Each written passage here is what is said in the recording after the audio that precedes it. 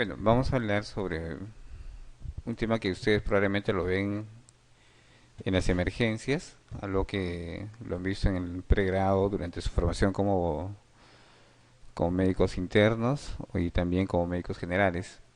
Las urgencias pediátricas, ¿no? Que es lo que quizás nos motiva de alguna manera a tratar de aprender a las patologías más frecuentes y de alguna manera tratar de manejar estas entidades patológicas de la mejor forma posible en el paciente pediátrico. Entonces, cuando ustedes tienen un paciente en emergencia, es importante la evaluación de tres puntos importantes.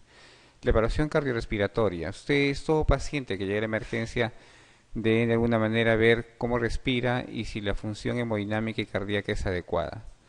En algunas situaciones probablemente tengan que intervenir en forma rápida, una emergencia, ya sea un recién nacido, pacientes con hernias diafragmáticas, pacientes de repente en emergencia con obstrucción de la vía aérea, que motiven la emergencia o la intervención quirúrgica en ese momento. Y algo que siempre llega a la emergencia y lo que motiva a la mamá a acudir al centro hospitalario es la fiebre en el paciente pediátrico. Entonces, cualquiera sea la noxa o la entidad patológica en un paciente, ustedes deben evitar en lo posible llegar a esto, ¿no? Llegar a una falla respiratoria, llegar en lo posible, evitar llegar en lo posible al shock, ¿no? Con falla cardiorrespiratoria y obviamente con un paro cardiorrespiratorio. Eso es lo que ustedes deben evitar. Entonces, la reversibilidad de un paciente con paro cardiorrespiratorio es bastante difícil. El pronóstico y la sobrevida es bastante baja, ¿no? No así de repente un paciente con falla respiratoria en la que ustedes de repente pueden revertir rápidamente y pueden cambiar el pronóstico del paciente. Entonces, la idea es no tratar de identificar la patología primaria y evitar en lo posible que el paciente llegue a fallo respiratorio o shock, cualquiera sea la noxa o la entidad patológica, ¿no? Neurológica, respiratoria, gastrointestinal, ¿no? En un paciente pediátrico. Entonces, ese cuadro es muestra para más o menos tener una idea de cuál es la sobrevida de un paciente con paro respiratorio. Paro respiratorio es una patología bastante reversible. Ustedes revierten el paro respiratorio y el paciente no muestra mayor daño neurológico, pero no así a un paciente con paro cardiorrespiratorio. Es difícil la sobrevida, es difícil tratar de sacar a un paciente con paro cardiorrespiratorio. Es por eso que la evaluación cardiorrespiratoria es importante y ustedes deben en ese momento ver la apariencia del paciente, el estado general. El estado mental es importante y va a depender del grupo etario en el que ustedes encuentren al paciente. O sea, es diferente o es distinto evaluar el estado mental de un lactante a lo de un preescolar o un escolar. Entonces, va a depender de la pericia de ustedes y lo que ustedes pueden encontrar en ese momento en el paciente. El paciente o un neonato o un lactante menor, la reactividad, los movimientos, el que tenga una postura adecuada nos hace pensar en que su estado general o su estado mental está adecuado. Un paciente escolar que responde a los exámenes y responde muy bien al interrogatorio probablemente esté con un estado mental adecuado. Entonces es importante valorar el estado mental de acuerdo al grupo etario. El examen de las vías aéreas y la respiración y circulación es ya conocido por todos ustedes. Ustedes lo han visto en el pregrado, lo han leído bastante, el ABC de la reanimación, ¿no? El ABLS en la reanimación es importante. La clasificación del estado fisiológico en forma rápida y todo esto se debe realizar en 30 segundos. Ustedes rápidamente evalúan al paciente en 30 segundos y determinan la gravedad o no del cuadro. Entonces la evaluación de la apariencia general. Color, habíamos mencionado, es un examen importante para determinar si tiene de alguna manera buena perfusión. El estado mental de acuerdo al grado de respuesta, de acuerdo a la edad como acabamos de mencionar, y la actividad y los movimientos y el tono muscular también es importante. Entonces, vamos a tratar de desglosar la vía aérea, que es importante, que está dentro del ABC, tratar de permeabilizar o en lo posible ustedes aseguren que la vía aérea esté permeable, ¿no? Vean de que no haya ningún problema o no haya ningún tipo de obstrucción en la vía aérea del paciente, sea en forma de repente intrahospitalaria o si ustedes accidentalmente encuentran un paciente y quieren acudir de alguna manera, aseguren la vía aérea. Si el paciente está estable, ustedes continúan con los siguientes pasos, continúan con la parte respiratoria y la circulación. Pero si el paciente está inestable, probablemente en ese momento requiera apoyo ventilatorio y el manejo inmediato es la intubación. La parte respiratoria, ver que el paciente tenga un esfuerzo y una mecánica respiratoria. Habíamos mencionado que la mecánica ventilatoria es totalmente distinta también de acuerdo al grupo etario. El esfuerzo respiratorio en un recién nacido es distinto a la de un niño grande. Los sonidos respiratorios y el flujo respiratorio máximo también son importantes para la valoración. Si ustedes tienen un paciente con un probable cuadro obstructivo alto de las vías respiratorias altas, probablemente la manifestación sea estridor. Entonces es importante. Si tienen estridor y si es súbito, piensen en un cuerpo extraño que podría ser causa de su estridor. Sibilancias podrían ser patologías inflamatorias, infecciosas y también cuerpo extraño como causa de silbido en el paciente. Y obviamente la monitorización y la dosimetría de pulso. Entonces eso es importante. El estridor se puede presentar en todo paciente, puede ser en forma súbita o puede ser en forma de repente subaguda o en forma insidiosa. Si es en forma aguda, siempre piensen en un cuerpo extraño. Y otra patología que produce estridor en forma súbita es ¿recuerdan ustedes qué patología en edad pediátrica? La epiglotitis. Entonces es importante, ¿no? Entonces van a tener que hacer un análisis clínico en ese momento, ver al paciente, una análisis bastante rápida. Entonces si se encuentra con un paciente que es febril y un paciente que está salivando en forma exagerada y tiene un estridor y rápidamente instalado, entonces es una epiglotitis y el tratamiento será, ¿cuál es el manejo? Adrenalina. ¿Qué más? ¿Y qué van a hacer ustedes con un paciente con epiglotitis? El manejo es, la conducta es, porque el paciente está desesperado, está cerrándose la vía aérea, es intubar en forma rápida. Ustedes intuban al paciente en ese momento, ¿no? De la misma forma, los silbidos o los sibilantes pueden presentarse por un cuadro inflamatorio. Ustedes ya conocen el cuadro inflamatorio frecuente, que es el asma, un proceso obstructivo bronquial. Hay infecciones también que producen, ¿no?, silbidos. La presencia de cuerpos extraños o las compresiones también externas pueden producir silbidos. Entonces, lo más frecuente en forma súbita será la presencia de un cuerpo extraño. La circulación es importante. Ustedes deben valorar el pulso, el flujo capilar, los pulsos periféricos y la tensión arterial. Entonces, siempre que ustedes valoren la parte circulatoria, deben pensar o deben de alguna manera seguir la secuencia en forma rápida. Antes de un cambio hemodinámico del paciente, antes del cambio de la presión arterial, ustedes van a ver modificaciones sistémicas como la frecuencia cardíaca incrementada. No esperen ustedes encontrar de primera instancia presión baja o hipotensión en un paciente con shock. Entonces, la primera evaluación o la primera manifestación de un paciente chocado es taquicardia.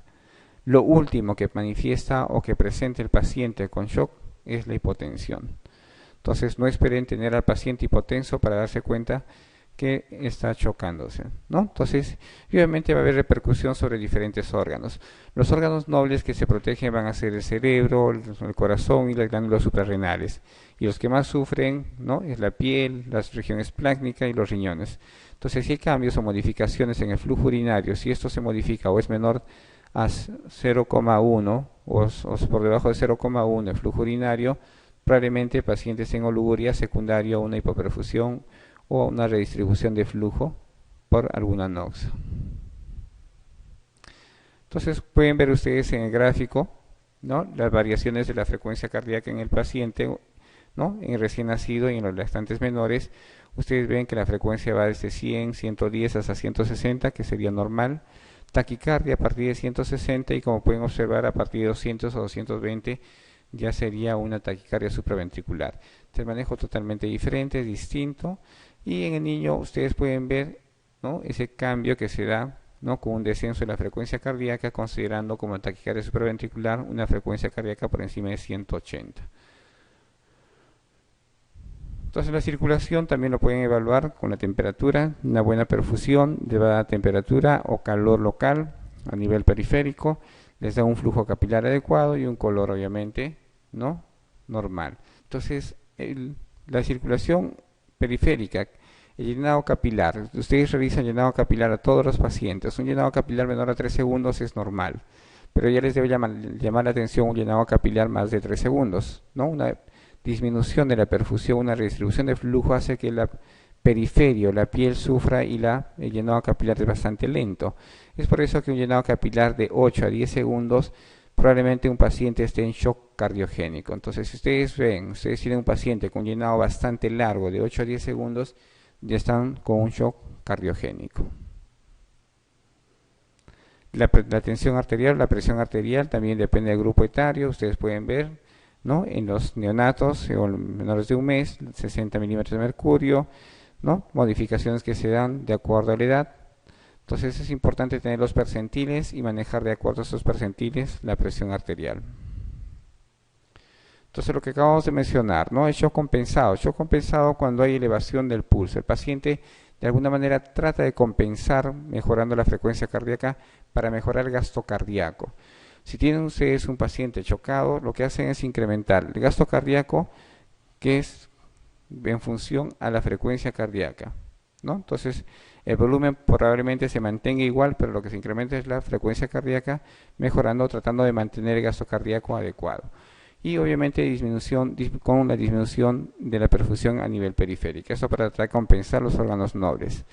Pero en el shock avanzado, en el shock descompensado, la manifestación es la disminución de la calidad de pulso, se van a tener pulsos filiformes a nivel periférico, van a haber cambios ya de conducta por disminución de la perfusión cerebral, y obviamente la última manifestación va a ser la hipotensión.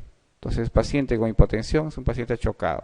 Entonces, ustedes ven el estado fisiológico, evalúan al paciente, ven si el paciente es estable, si el paciente está con falla respiratoria, traten de identificar cuando un paciente está con falla respiratoria. Un paciente inicialmente, antes de ingresar a falla respiratoria, trata de compensar. Inicialmente está taquipneico, ¿no? Incrementa la frecuencia respiratoria para mantener el volumen corriente adecuado, para que no haya ningún problema en el intercambio gaseoso. Trata de compensar incrementando la frecuencia respiratoria. Una vez, ¿no?, se deteriora o los músculos accesorios empiezan a agotarse, se produce la hipoventilación. Y la hipoventilación se manifiesta con cambios en la oxigenación. El paciente entra en hipoxemia, ¿no?, y acidemia. Entonces se produce un shock compensado inicialmente, luego un shock descompensado con falla cardiorrespiratoria. Falla inicialmente la parte respiratoria y luego el miocardio. La hipoxia mantenida hace que haya falla del músculo miocárdico. Por lo tanto, se produce un fallo cardiorrespiratorio, ¿no? Y con la consecuente parada cardiorrespiratoria. Entonces, frente a eso, ¿ustedes qué hacen? Van a reanimar. Entonces, inician la reanimación.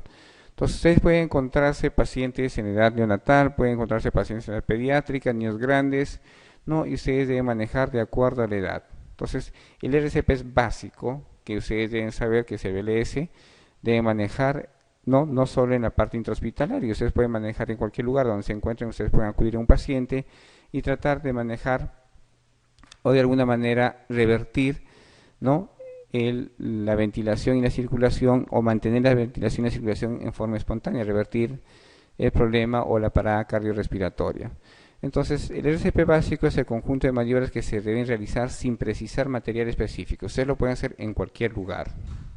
Entonces, para eso ustedes, ¿no?, identifican si el niño está en paro cardiorrespiratorio y de alguna manera revierten o sustituyen la ventilación y la circulación espontánea. Entonces, para eso vamos a ver los pasos que se deben seguir. Si el paciente está inconsciente, ustedes deben asegurarse de eso. Si el paciente está inconsciente, deben de alguna manera manejar o permeabilizar la vía aérea, y el paso sería intubación. Pero para eso primero deben asegurarse. Y lo que hacen ustedes es estimular y ver respuestas en el paciente. Y va a depender de la edad o del grupo etario. Entonces, para ver la inconsciencia en los mayores de 12 meses, ustedes, ¿no?, van a tratar de estimular y de alguna manera van a encontrar respuestas, ¿no?, como el habla, si tiene una voz entrecortada, y de alguna manera valoran el estado mental del paciente. En menores de 12 meses, darle palmadas y pellizcarles, de alguna manera estimulan y ven si hay respuesta, de si el paciente está consciente o inconsciente, ¿no? Entonces, eso de alguna manera les da seguridad para ver, para manejar o hacer o seguir con la reanimación y ver la necesidad de intubar o no al paciente. Si pedimos ayuda, entonces la recomendación es primero asistir al paciente, asistir. Si el paciente está en paro cardiorrespiratorio o ustedes evidencian que el paciente no respira, ustedes no pueden irse y acudir o pedir ayuda en ese momento. Ustedes realizan un RCP rápido, una ventilación rápida e inmediatamente ustedes llaman o piden ayuda, ¿no? Entonces la ayuda es sin abandonar y comenzando el RCP lo antes posible. Entonces, en el RCP las maniobras son la apertura de las vías aéreas, ¿no? Es que es el paso A, ¿no? Asegúrense de mantener la vía aérea. Para eso ustedes colocan al paciente en una posición de olfateo, una posición neutra. Mantengan la vía aérea permeable, ¿no? Luego ustedes proceden a la ventilación. Ver si existen movimientos toracoabdominales. Asegúrense de que el paciente respira. Para eso ustedes colocan al paciente en una posición neutra y observan, ¿no? Y a la vez, ¿no? Ustedes van a sentir si el paciente respira o no. Acercan la mejilla hacia la nariz o la boca del paciente, ¿no? Van a sentir la inhalación y la exhalación del paciente y en ese momento van observando si hay movimiento del tórax, ¿no? Para eso ustedes en ese momento podrían ustedes retirar la ropa rápidamente del paciente y de alguna manera mejorar la visión del movimiento del tórax. Si el paciente no se mueve y está en apnea o no hay movimientos respiratorios, lo que se debe hacer es dar ventilación, ¿no? Ustedes pueden dar ventilación rápidamente, dependiendo si es un lactante, ventilación boca a boca nariz, y en niños grandes pueden darle ventilación boca a boca, pinzando la nariz con los dedos. Es una maniobra que la vamos a ver en unos gráficos. Entonces, lo que hacen ustedes es tratar de mantener en posición, ¿no?, de olfateo. Nunca hiperextiendan, ¿no? Eviten lo posible la hiperextensión y la compresión de la vía aérea. Mantengan una posición neutra de tal manera que permitan, ¿no?, la permeabilidad de la vía aérea. Entonces mantienen permeable la vía aérea y si el paciente entra en apnea, dependiendo si es un lactante o un niño, ustedes dan ventilación, ¿no? Ven, ventilan y a la vez van observando, ventilan y observan el tórax, ventilan y observan el tórax para ver si hay expansión del tórax con la ventilación que ustedes realizan, ventilan y ven el tórax. Entonces traten de mantener de alguna manera en posición neutra. Bueno, el siguiente paso, ¿no?, es el masaje cardíaco. Si no hay respuesta frente a la ventilación, ustedes inmediatamente valoran la parte hemodinámica, la parte cardiorrespiratoria, ¿no? Entonces, si la frecuencia cardíaca se encuentra por debajo de 60 y no hay ventilación espontánea, el siguiente paso es el masaje cardíaco. Entonces, el masaje cardíaco lo realizan rápidamente. En recién nacidos lo pueden hacer con los dedos, ¿no?, o colocando las dos manos con los dos pulgares. Hay formas, vamos a ver un gráfico, hay formas distintas de realizar el masaje cardíaco y en niños grandes se realiza casi como se hace a un adulto. Entonces, eso más o menos es bueno, eso es para más o menos recordarles cómo es el masaje cardíaco en un lactante con los dos dedos, el anular y el medio. Vamos a ver un gráfico. En el niño menor de 8 años con la base de la mano, los dedos por encima del extremo distal del esternón, y en niños grandes apoyados, casi similar a la de un adulto. Entonces, eso es lo que ustedes realizan, los dos dedos, ¿no?, en los lactantes. Pueden realizar de esta manera, abrazando con los dedos y colocando los dos pulgares por encima del esternón, por encima de la apéndice sifoides, más o menos a 1 centímetro por debajo de la línea intermamilar, y realizan compresiones. O pueden utilizar los dos dedos, el dedo medio y el dedo índice, para realizar las compresiones.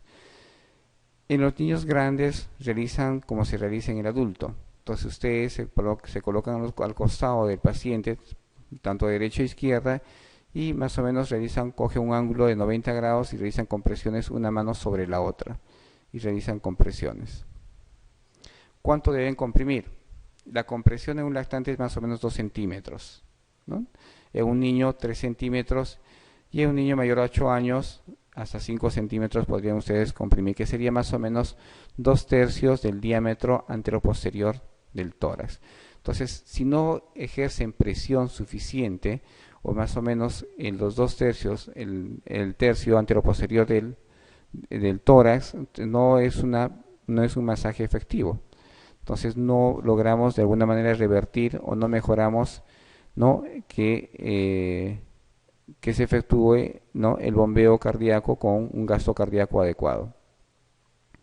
La frecuencia, ustedes pueden ver, podemos realizar frecuencias de 100 por minuto, ¿no?, y de la misma forma en el niño, y podemos coordinar con la ventilación 5 a 1. Entonces lo que hacemos es 5 masajes, y 1, y 2, y 3, y 4, y 5 y ventila, y 1, y 2, y 3, 4 y 5 y ventila.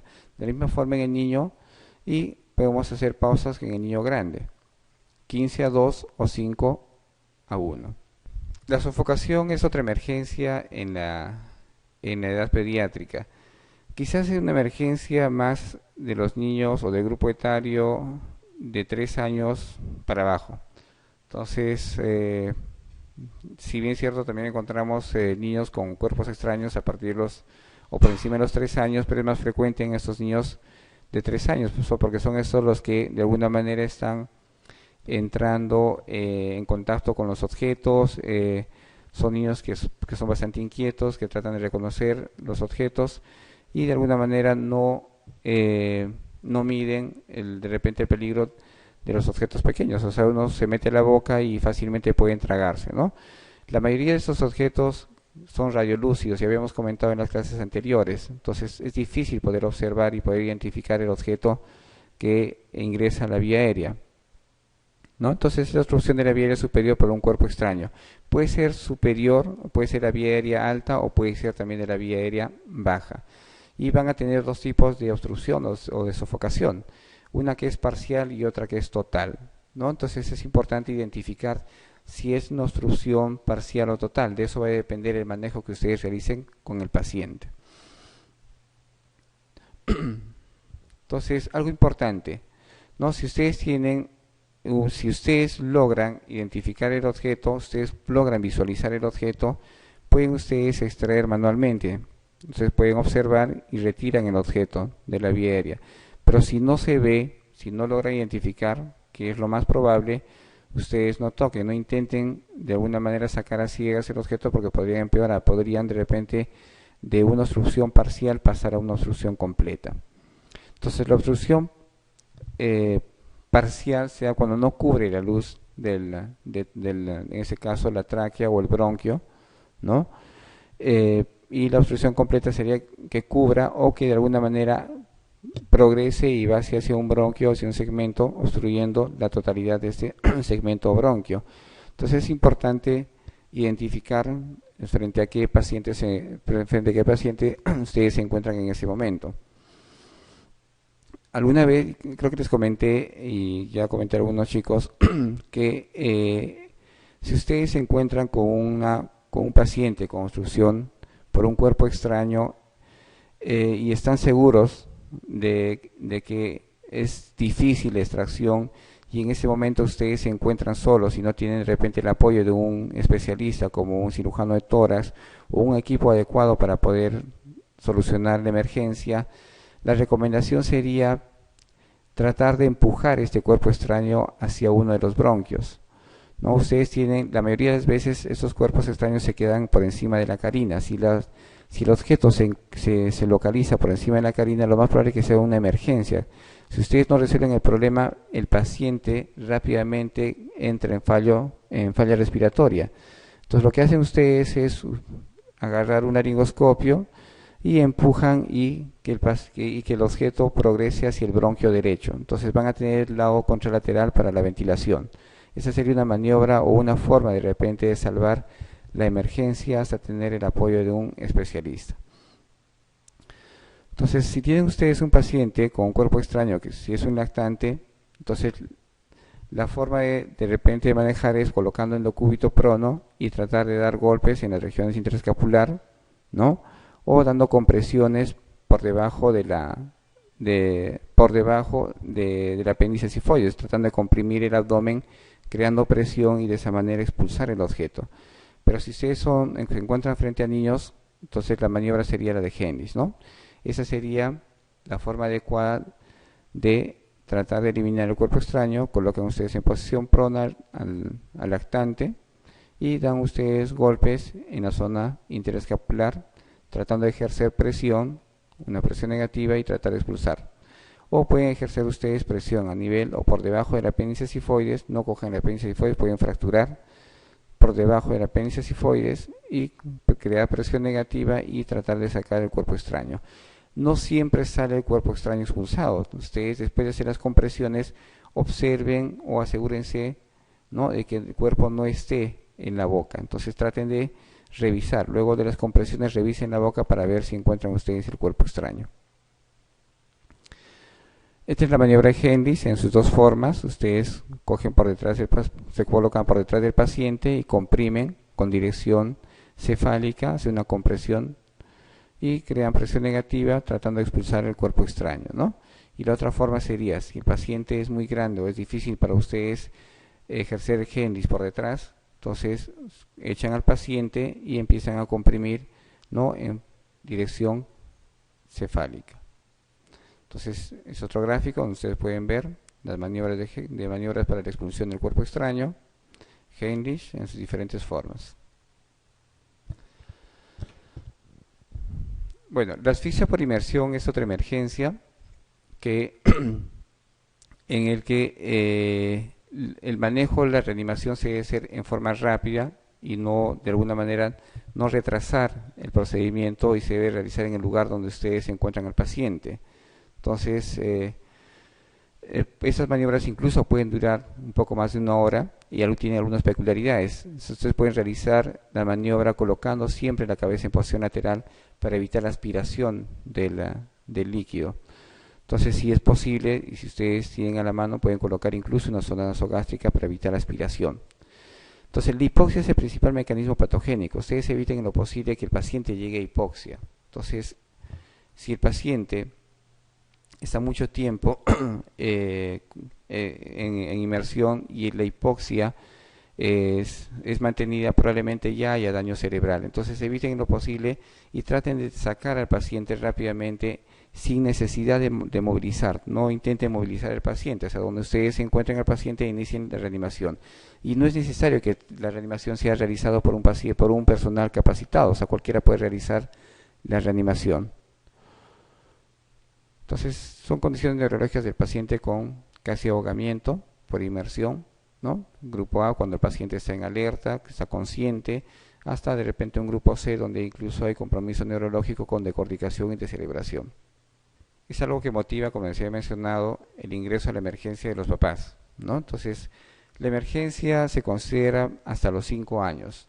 Entonces, en realidad, la fiebre no es algo malo, ¿no? O sea, ya se había mencionado, la fiebre lo que hace es disminuir el sobrecrecimiento bacteriano, como lo vamos a ver acá.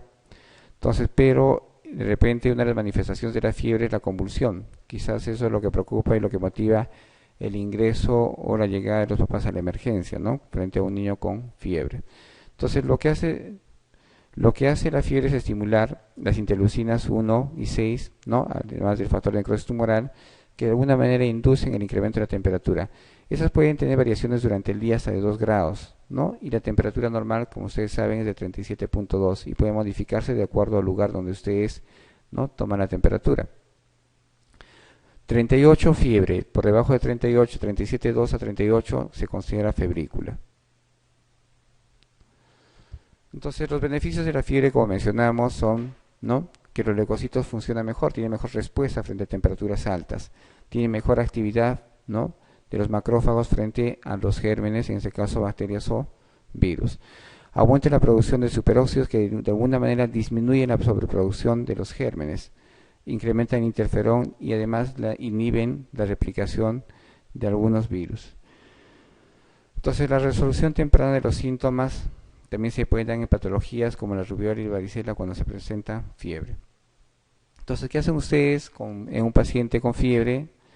Las medidas que ustedes ya conocen es bajar la temperatura con medios físicos, pueden dar baños, otras medidas. Utilizan antipiréticos como el acetaminofén, que es el paracetamol, la dosis de 15 miligramos, el ibuprofeno y el metamizol. Entonces, lo que deben hacer ustedes en emergencia es tratar de identificar la causa de la fiebre. Entonces, ustedes deben buscar las patologías de emergencia que están asociadas a fiebre, dentro de ellas las meningitis, las bacteriemias ocultas o las infecciones bacterianas, ¿no?, con potencial deterioro. Estamos hablando de las neumonías, las urosepsis, ¿no?, que podrían de alguna manera descompensar al paciente. Entonces, meningitis, entonces la incidencia ha bajado bastante frente a las vacunas. Ustedes saben, el Haemophilus influenza, que es causa de meningitis, así como el streptococo, como causa de meningitis, tienen una incidencia bastante baja durante los últimos años por efecto de las vacunas. Las vacunas Haemophilus y neumococo ya tienen más o menos entre 5 a 8 años, entonces de alguna manera disminuyó bastante la incidencia de meningitis por estos gérmenes, ¿no? Entonces, a veces es difícil un poco el diagnóstico de meningitis por las limitaciones de los exámenes que tenemos nosotros. El hecho de la punción lumbar quizás es uno de los exámenes para hacer diagnóstico y es difícil en algunas situaciones.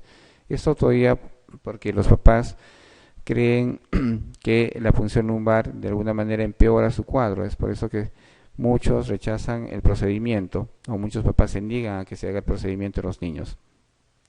Es importante mencionar que la fiebre solo se manifiesta en un 23% de los pacientes con meningitis. No todas las meningitis están asociadas a fiebre. Y algo o una patología muy frecuente o una complicación muy frecuente de un cuadro respiratorio alto, que es la otitis media, también está asociado a meningitis. Rápidamente las otitis, si no son manejadas en forma adecuada, podrían progresar a una meningitis. Las infecciones de tracto urinario también están asociadas a fiebre, va a depender del grupo etario y la manifestación que esas tengan. Los lactantes menores de un año o menores de 2 años, la manifestación es fiebre y vómitos. Si ustedes tienen un paciente sin foco aparente y la manifestación fiebre y vómitos e hiporexia, entonces sospechen ustedes en un cuadro, ¿no?, o una infección del tracto urinario. Entonces, pueden estar asociadas, ¿no?, también anomalías anatómicas. Lo más frecuente es el reflujo vesiculolateral. Puede haber problemas renales que también están asociados, ¿no? La sensibilidad en el análisis sin cultivo es bastante baja. Entonces, es importante. Ustedes no pueden hacer diagnóstico solo con un examen o con un sedimento de orina. Es importante para el diagnóstico el cultivo. Entonces, el cultivo de alguna manera incrementa la sensibilidad en el diagnóstico de infección del tracto urinario. Neumonía es otra patología que está asociada a fiebre. Habíamos mencionado que tiene un valor predictivo negativo en la neumonía.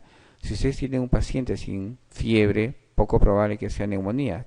Un paciente con un cuadro respiratorio sin fiebre, la posibilidad de que sea una neumonía baja bastante, ¿no? Entonces, neumonías en la etapa neonatal, y usted ya sabe, por el streptococo del grupo B, estafilococo, también puede estar asociado a clamidia en el primer mes. Y en los meses siguientes, o en los lactantes, o en los preescolares, ya vienen los gérmenes virales como el adenovirus, influenza, pues están asociados a gérmenes atípicos como micoplasma, el streptococo, Haemophilus influenza, el neumococo, que ustedes ya conocen, que de alguna manera bajó la incidencia de estos gérmenes por efecto de las vacunas.